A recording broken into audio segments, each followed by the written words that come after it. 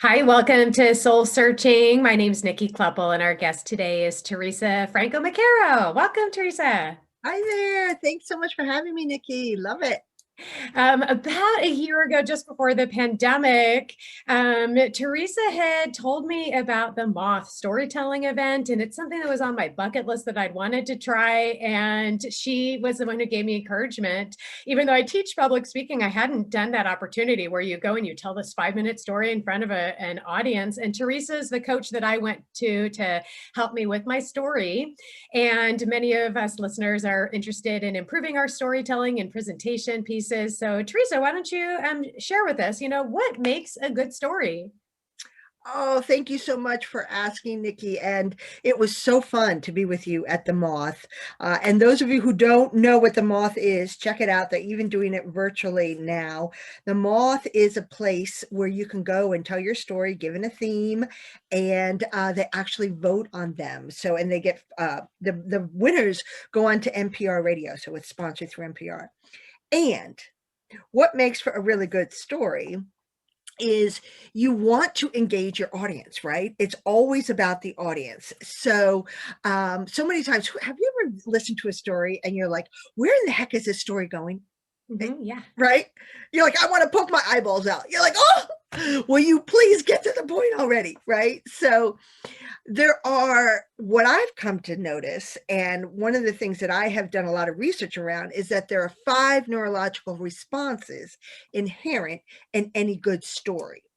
So if you can activate those neurological responses and you don't want your audience to flee, you'll have some really successful stories.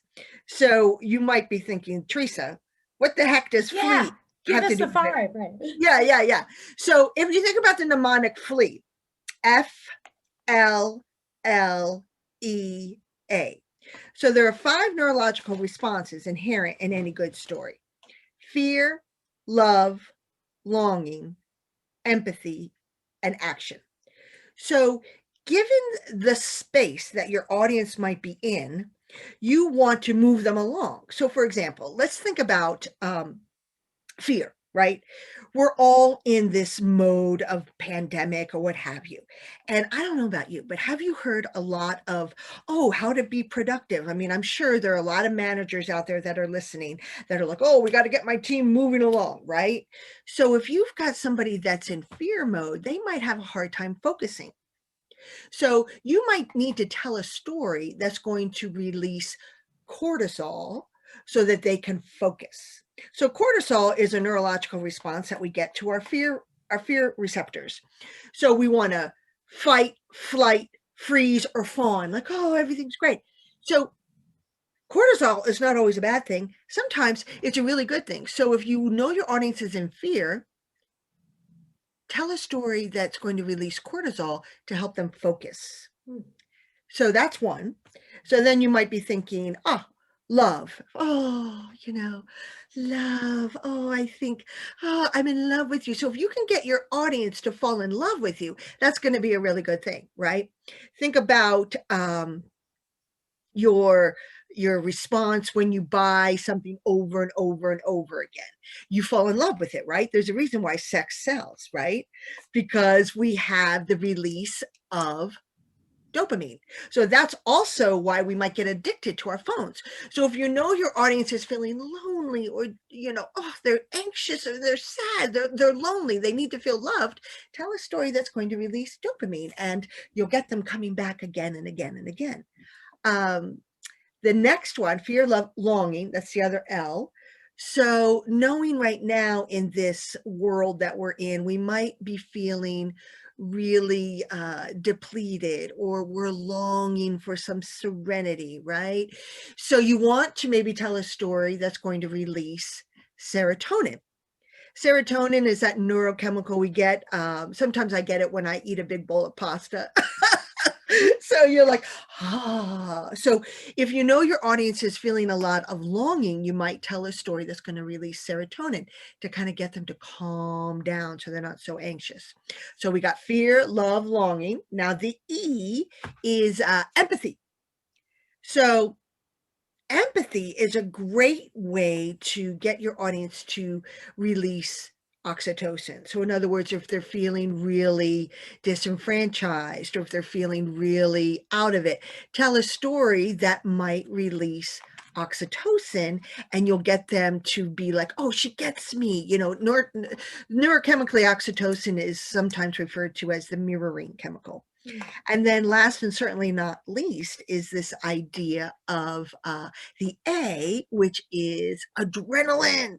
So if you know your audience is stuck, or if you know you have a team member that isn't quite moving, tell a story or give them an example that's going to release adrenaline, and then you're going to get some movement. And so that's why a lot of times, like maybe at an all hands meeting where you've got, this CMO or the chief salesperson telling stories like, go forth and conquer. So Yeah. you really want to understand where your audience is and then tell a story that's going to get them to the other side. So fear, love, longing, empathy, and action. So you can release cortisol. What's the one that we do for love? Dopamine. Longing, serotonin. Empathy is oxytocin, and A is for adrenaline. Now, Theresa, how do you know what the audience wants? Or, if you've got 100 people in the audience, you might have all, 5 different states represented. Yeah. So, the idea that you don't know where your audience is. So let's just take an example with sales, right? That's a simple one. You might be in the beginning of your sales funnel, for example, and know that your client needs to know you first. They need to learn about you, like you, before they trust you, before they buy from you, before they recommend you. So you might tell some empathy stories in the beginning as you're starting some of that relationship because, oh, they get me. If maybe you've got a team member that is dealing with a lot of stress and has a lot going on and they've got a lot of things coming at them, you might pull back and tell a story that's very calming or soothing, or you adjust your delivery a little bit. So it's really, the onus is on you as a presenter or as a writer to think about, where do I want my audience to go? And then reverse engineer it, right? Great. Yeah. Yeah. And then once we figure out to say, okay, my team is going through a reorg, okay, I need to calm them, right? Or something like that. Then tell us more about, as we're building our story, what are those ingredients in that arc of the story that we want to include? Yes, yes. Well, there are 6 main story arcs. I don't know, a lot of people forget that, right? I always like to say, it's story by the numbers, 5, 6, 7, 8, let's go, right? But so there are 5 neurological responses, there are 6 main story arcs, and there are 7 main stock story characters. So the 6 main story arcs, you've got person in a hole. In other words, I'm going along just fine. And then boom, thing happens and it knocks me off course. So you really want to think about where your arc is. Or you've got somebody who is going from rags to riches, or you've got somebody that's going from riches to rags, or you've got somebody that's going from rags to riches to riches to rags, or from riches to rags to rags to riches. You can go up and down and up and down, but the big thing really is you want to have some type of a change, because stories are all about change or conflict. So without conflict, all you've really got is narrative, and narrative is nice, but it's not a story. So people forget that, right? Yeah. And what would be an example? I think especially, I think, oh, that hero and the whole kind of a thing, many of us, Sure. that's like the pandemic, life's going along great, Yeah. boom, et cetera. So if you're, a manager's trying to like, okay, maybe, people are starting to get vaccines, we've kind of turned that corner, if you're going to try to tell a story that's more like hope building, how would you put that story together? Yeah. So I usually like to say, I try to have people tell a story in about 2 minutes or less. Because again, dopamine will stay in the body for about 90 seconds, and people tend to kind of glaze over. So you want to think the first 10 to 30 seconds is, where were you? What were you doing? In other words, what's going on? So let's get the setting going. And then what changes? So then you have something that's called your inciting incident. That's where you see your big change. So like you were saying, you're moving along just fine. And then boom, March 11th happens and we get the pandemic, and all of a sudden I lose 60% of my receivables, or, everybody's got to work from home. And now we're trying to navigate what is Zoom and how do we figure out engagement? And now we're kind of clawing our way up. So we've got some conflict. And then because of that, what happens? And then we got another conflict until finally, so we spent about 90 seconds in the conflict until you get to the big, oh, I'm out of the hole now and I'm back to normal. And then you can tell people why it matters. So you could say, so my point is, stay resilient. It's going to be okay. Even if you get knocked off course like we are right now with the pandemic, you can get your way up and out. And we need to hear that because those stories are what connect us. So. Great. Okay, so we Yeah. did the 5 and 6. What's the 7 main characters? Oh my gosh. Well, we could spend all day long. I mean, you've got your protagonist, you've got so that's your hero of the story. You got your protagonist, which is your, your antagonist, who's the one that's your villain. You've got your confidant, which is, oh, let me whisper to you, right? I mean, I could go on and on with all of these. You've got your ancillary character that's important, but not super important for the story. You've got some people that stay the same, that stay stasis, so they don't really go anywhere. And I think there are 2 more I have to double check. But the bottom line is, and this is what I tell a lot of my people, you never want to be a character in search of a problem. So no matter how engaging your character is, you want to have a character that solves a common problem uncommonly well. So that's what makes a really good story. So you want it to be identifiable, whatever your character is. I tell people to avoid death by story. You want to be real, be relevant, and be brief, right? So you got to know that audience, and those characters can fluctuate a little bit. But bottom line is, if you've got some problem that's you're solving and your character is really engaging those emotions, you're going to have an interesting story that people will relate to. Great. And I guess, what is one of your favorite stories? Especially, if somebody's just listening to this and they want, hit a dopamine and like wanted to feel, empowered, or, discover some Well, resilience. What's a story you might share? Well, what's interesting about that is there's studies, and they've researched this. They have they took a look at all the 6 main story arcs. Kurt Vonnegut, started a lot of this insight years ago. But the most popular story arc out there is the Cinderella story. So it's kind of a W if you think about it.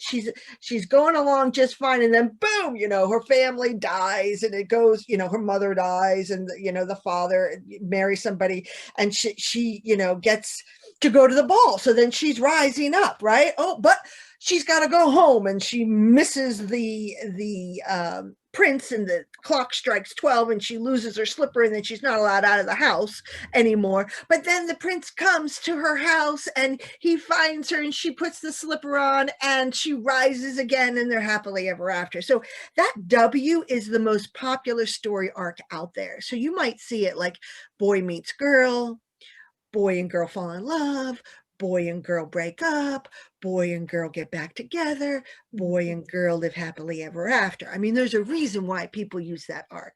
So Yeah. that's the most popular one. Yeah. Yeah. And you have a son graduating from high school, so that's kind of a milestone. Yes, yes. What might be one, if you're going to be sending, like an off to college kind of a story? And I Maybe this. apologize.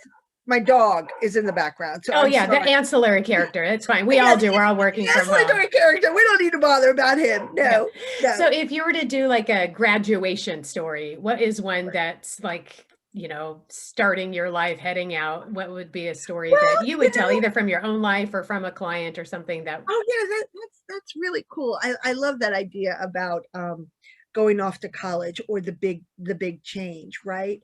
So I'm just reminded of just recently, just this past year, I was moving along just fine. And, you know, doing some instructors training, like you and I are both instructors for one of a phenomenal group, which is Dale Carnegie. And, you know, and I'm also helping run my husband's business, and everything's, you know, we're getting every year with my own consulting business. I'm 100% increasing receivables, and then boom, pandemic. So now I'm down in a hole, right? That's a person in a hole. And so now I'm having to claw my way back up, saying, well, I got to shift. I got to go online. Let's go ahead and do some virtual trainings. Let's do podcasts. Let's create some webinars. Let's get some people coaching one-on-one through the internet, as opposed to doing it live together. And here we are, a day, almost a year later to the day, and I was back in the classroom for the first time doing instructor-led training. And it was so rewarding to know that it can happen. We can do it. And that connection between knowing that we miss ourselves, right? We're hardwired for stories. And if we just keep going, we will figure out a way to connect, because our brains need it.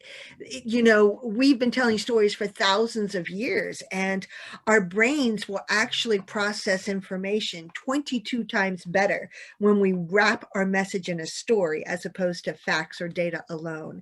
And when we put our message in a visual story, so like when we use visual analogies, or we talk about person in a whole. I mean, I've been going with that one a lot today, because it's really easy visually to see that you're down the rabbit hole and then you work your way back up. And it's relatable. Yes, yes. When we do visual storytelling with visual words, it lands 60,000 times faster. So we will remember ideas 22 times better than facts or data alone when we wrap it in a story. And when we do it in a visual way and activate our part of the brain, the amygdala, to get us saying, pay attention. The amygdala is kind of like a big recorder that our brains have evolved to say, this is really important stuff. So you better pay attention so that you will survive. So when we activate the amygdala, which happens when we listen and tell stories, then we learn better. Yeah, So, awesome. yeah. And Theresa, you have an upcoming event. Tell our listeners about. Oh, yes, I will be training. I'll be doing, if you want a deeper dive and you want to practice storytelling as well as meeting some fellow entrepreneurs, I will be presenting a full 45-minute webinar called Storytelling and the 6 Arcs. So we'll delve a lot more into that and how to tell stories and those 5 neurological responses through Lean Startup Seattle, which is, and you can go on to the website. It's a meetup, Lean Startup Seattle. It is Thursday. It's always the second Thursday of the month.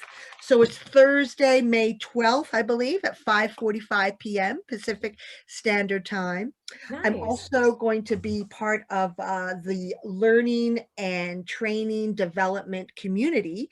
They're having a story workshop all day on April 30th, and I'll be having a booth. So you can look up TLDC, so the Learning and Training Development Community, TLDC. That's April 30th. Awesome. Yeah, at 8 a.m. Thank you. Thanks for these great resources. I love how you blend science and some of the numbers, you know, that it's not just all story, that we can pull in science and use, you know, different methods like fully, you know, the 5, 6, 7, it's different, this triggers, you know, the visual, the W. So you're really a memorable storyteller and educator. So thank you so much for bringing these great ideas. And of course, you're always uplifting and with your positive energy. So thank you so much for sharing these great ideas with our audience. Thank you again. Theresa Francomacaro. Thank you. And if you want more on this, feel free to check out my website, www.whystoryworks.com. Awesome. So whystoryworks.com, I've got a free template on there. It's a chunk outline. That's something you and I worked on when we did some story coaching together. That Perfect. it just helps you organize your thoughts. And, I'd love to, I've also got a YouTube channel you can follow. Again, all that info is on the website. So www.whystoryworks.com. So Awesome. Thanks for thank these great you. ideas, Teresa.